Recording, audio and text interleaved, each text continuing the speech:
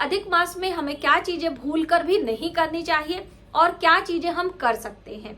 साथ ही इस महीने हमें कुछ नियम, कुछ व्रत, कुछ संकल्प अवश्य लेने चाहिए। तो 4 ऐसे संकल्प हैं, यदि आप इस संकल्प को नियम पूर्वक करते हैं तो आपके जीवन में निश्चित ही समृद्धि आती है। नमस्कार, वेलकम टू माय चैनल। मैं हूं मनीषा। दोस्तों, आज की वीडियो बहुत ही इंटरेस्टिंग और हेल्पफुल होने वाली है। आज हम बात करेंगे अधिक मास में हमें क्या नियम अपनाने चाहिए जिससे कि माता लक्ष्मी और भगवान विष्णु की कृपा हमें प्राप्त हो सके।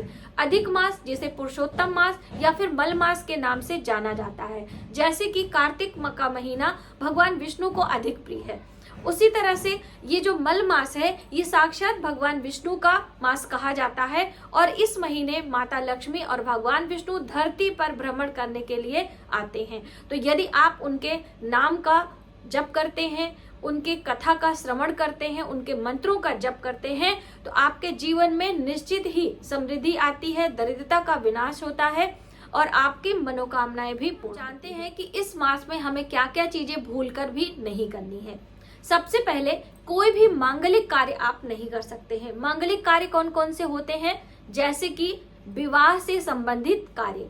यदि आप अपने पुत्र या पुत्री का विवाह तय करना चाहते हैं और पहली बार बिल्कुल आपको लड़की देखने जाना है, आपको लड़का देखने जाना है, आपको विवाह संबंधित डेट वगैरह तय करनी है, ऐसा आप नहीं कर सकते। यदि अधिक मास से पहले ही, जैसे कि ये चातुर्मास में भी ये सारे कार्य नहीं होते हैं। अब की बार अधिक मास श्रावण के महीने में शुरू हो रहा है 18 जुलाई से, जो कि आज ही है।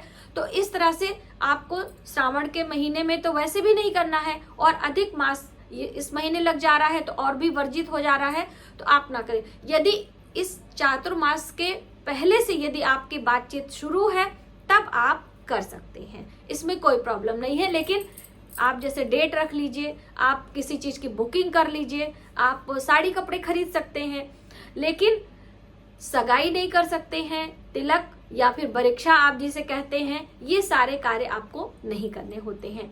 वहीं पर मांगलिक कार्यों के अंतर्गत जो हमारे बच्चों के 16 संस्कार होते हैं, जैसे कि उपनयन, मुंडन, ये भी आप नहीं कर सकते हैं। गृह प्रवेश कदापि ना करें। वैसे भी चौमासे में गृह प्रवेश करने की सलाह हमारे ऋषि मुनियों ने नहीं दी है, वो हमारे लिए शुभ नहीं होता है। आपका आने वाला जीवन उस घर में अच्छा नहीं बीतेगा, इसलिए मना किया जाता है। अब आपके ऊपर है, आप जैसा भी करना चाहें। साथ ही आपको अपने किसी भी बड़े इन्वेस्टमेंट जिसमें आपका अधिक धन खर्च हो रहा है वो भी नहीं करना चाहिए। जैसे कि बहुत सारे लोग पूछते हैं कि हम जमीन की बुकिंग करा लें, रजिस्ट्री करा लें। यदि आपने पहले से वो जमीन देखी है, आपने बातचीत कर चुकी है, आपने उसका पहले से अपॉइंटमेंट बुक किया है, या जो भी प्रोसीजर होता है आप कुछ फॉलो कर चुके हैं और इस महीने में आपकी रजिस्ट्री की डेट आई है, तब आप कर सकते हैं। पहले से शुरुआत आप किए हैं तो इसमें कोई परेशानी नहीं है। मकान बनाने की सलाह नहीं दी जाती है कि इस महीने हमें मकान या नींव, भूमि पूजन, ये सभी कार्य वर्जित होते हैं। और अगर आप पहले से भूमि पूजन कर चुके हैं, आपका मकान बन रहा है, तो आप बिल्कुल निरंतर उसे कंटिन्यू रख सकते हैं, उसमें कोई प्रॉब्लम नहीं है।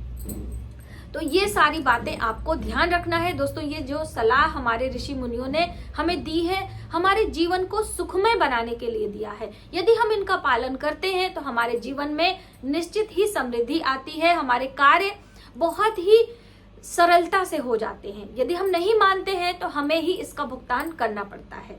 ठीक है, अब कौन कौन से कार्य हैं जो कि हम कर सकते हैं? जैसे कुछ कार्य नियति समय पर होते हैं, उसमें हम फेर बदल नहीं कर सकते हैं। जब पिछली बार मलमास लगा था तो भी मैंने एक वीडियो आपको दी थी कि कुछ कार्य हमारे जीवन में उसी समय पर होते हैं, तभी उसका प्रतिफल हमें प्राप्त होता है, उसमें फेर बदल नहीं की जाती है। तो कौन कौन से वो कार्य हैं? सबसे पहला, तो मान लीजिए आपके घर कोई महिला, कोई बहू प्रेग्नेंट है, गर्भवती है, और उसका जो गोद भरी का रस्म होता है वो कार्यक्रम आपको करना है, तो वो आप नियति समय पर करते हैं। या तो 7वें महीने की जाती है या तो फिर 9वें महीने, लेकिन 7वें महीने करना ज्यादा शुभ होता है, क्योंकि 9वें महीने में कभी भी कोई परेशानी आ सकती है, भाग दौड़ की वजह से कोई जो है आपके बच्चे को कोई हानि पहुंच सकती है, इसलिए लोग ज्यादातर 7वें महीने में करते हैं। तो आप 7वें या फिर 9वें महीने में जब भी आपके घर में परंपरा हो, आप गोदभरी की रस्म इस मलमास में या फिर इस चातुर्मास में कर सकते हैं, उसमें कोई परेशानी नहीं है। वहीं पर जो हमारे बच्चे का अन्नप्राशन होता है, तो अन्नप्राशन 6वें महीने 5वें महीने में होता है। लड़कियों का अलग महीने में होता है, लड़कों का अलग महीने में होता है, क्योंकि दोनों के बॉडी स्ट्रक्चर अलग होते हैं। इस लिहाज से आप मेल फीमेल में अंतर करने की बात नहीं है, लेकिन वो जो आंतरिक संरचना होती है उसमें फेरबदल होता है। इस वजह से उनके जीवन में कोई परेशानी ना हो, इस वजह से 5वां और 6वां महीने की बात कही गई है। डिटेल में जानकारी हमारे चैनल पर है, तो आप वहां से देख सकते हैं अन्नप्राशन कब और कैसे क्यों किया जाता है। तो वो भी हम नियति समय पर करते हैं, तो वो आप इस चातुर्मास में या अधिक मास में कर सकते हैं। वहीं पर जब बच्चे का नामकरण संस्कार होता है, तो वो जन्म के 11वें दिन या फिर कुल परंपरा के अनुसार आप करते हैं, तो वो आप कर सकते हैं। नामकरण कर सकते हैं, बच्चे का निकासन कर सकते हैं। निकासन बहुत सारे लोग नहीं समझते हैं, यानी कि 1.25 महीने बाद जच्चा और बच्चे को कच्चे दूध और जल से स्नान कराकर साज सज्जा करके भगवान सत्यनारायण की कथा सुनाई जाती है, और उसके बाद भोज भंडारा करते हुए हम अपने बच्चे को समाज में, अपने परिवार में हंसते खेलने के लिए छोड़ते हैं। यानी तब तक बच्चा अंदर रहता है, ज्यादा उसके पास कोई जाता नहीं, क्योंकि उसका जो ह्यूमनिटी पावर होता है बहुत वीक होता है। तो बहुत ज्यादा लोगों के बीच में हम उठना बैठना नहीं करते, उसे एकांत कमरे में रखा जाता है। अभी तो ये बहुत सारी चीजें बदल गई हैं, जिसके कारण हमें बहुत सारी परेशानियां भी आती हैं दोस्तों। तो ये सारी चीजें आप कर सकते हो।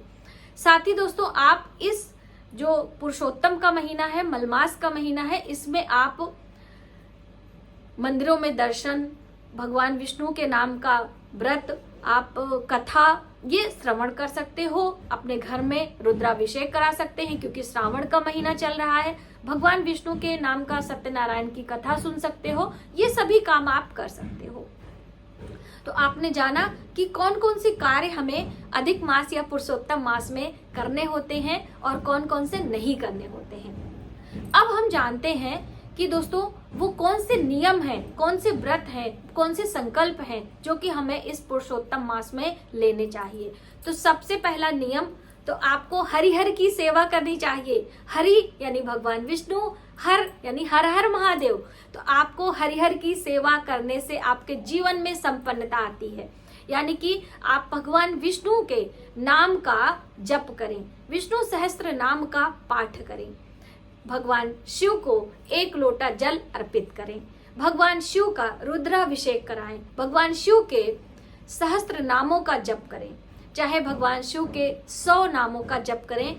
साथ ही भगवान भोलेनाथ के निमित्त आप व्रत करें। तो पुरुषोत्तम मास है, तो देखिए भगवान विष्णु और भगवान शिव एक दूसरे के उपासक हैं, दोनों एक दूसरे का पूजन करते हैं, वंदन करते हैं। तो आप इस महीने दोनों ही देवताओं का पूजन कर सकते हैं। अब दूसरा जो हमें संकल्प लेना है वो है कथा का श्रवण।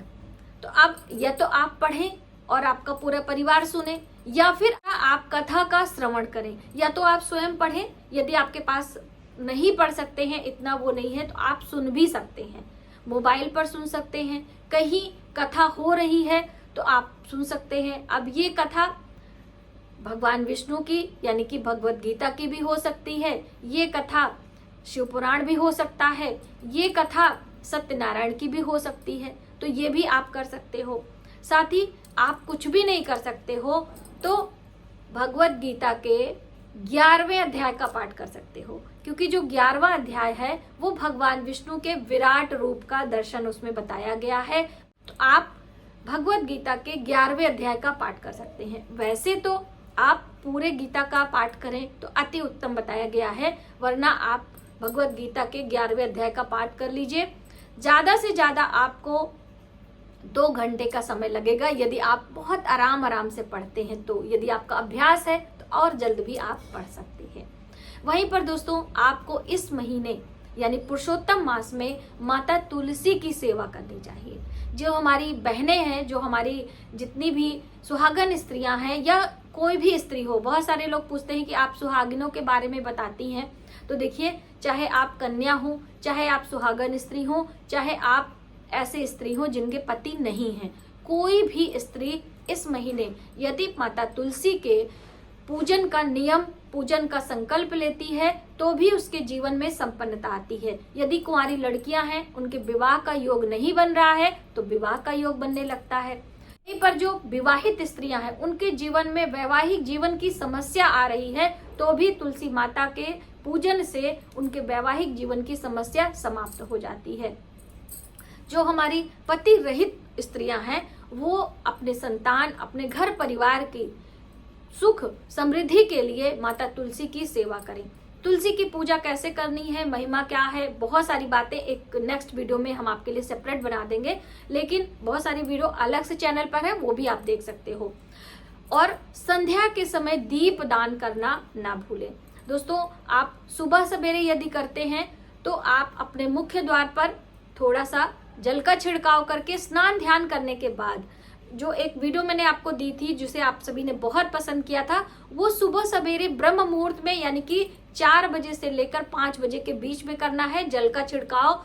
और आप हल्दी वाला जल छिड़कना चाहते हैं, मुख्य द्वार पर दीप जलाना चाहते हैं, तो वो स्नान करने के बाद आप कर सकते हो, लेकिन ज्यादा से ज्यादा सुबह सवेरे आप करेंगे तो आपके लिए ज्यादा अच्छा होगा। तो वो आप कर सकते हो। सुबह सवेरे आपके पास टाइम नहीं है तो संध्या के समय भी मुख्य द्वार पर भी हल्का सा जल का छिड़काव करके आप एक रंगोली तैयार कर लें, या फिर फूलों की रंगोली, या फिर आप रेडीमेड रंगोली का जो पेपर आता है वो भी रख कर उस पे एक दीप आप लगा सकते हैं। ये दीप चौमुखा भी हो सकता है और सिंगल भी हो सकता है। सरसों का तेल भी ले सकते हैं, गाय का घी भी ले सकते हैं, तिल का तेल भी ले सकते हैं। कोई भी चीज हो, मुख्य द्वार पर दीपक लगाना चाहिए।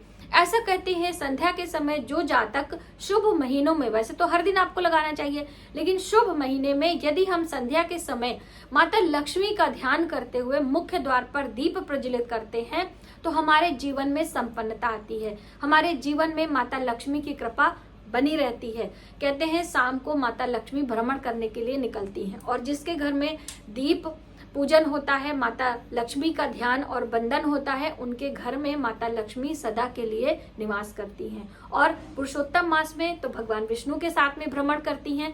तो माता लक्ष्मी यदि विष्णु भगवान के साथ में आती हैं तो वो धन हमारे घर में बरकत लेके आता है, वो धन सत्कर्मों में खर्च होता है। तो आप इन छोटी छोटी बातों का ध्यान रखते हुए इस पुरुषोत्तम मास में कुछ ना कुछ नियम जरूर अपनाएं और अपने जीवन में समृद्धि देखें।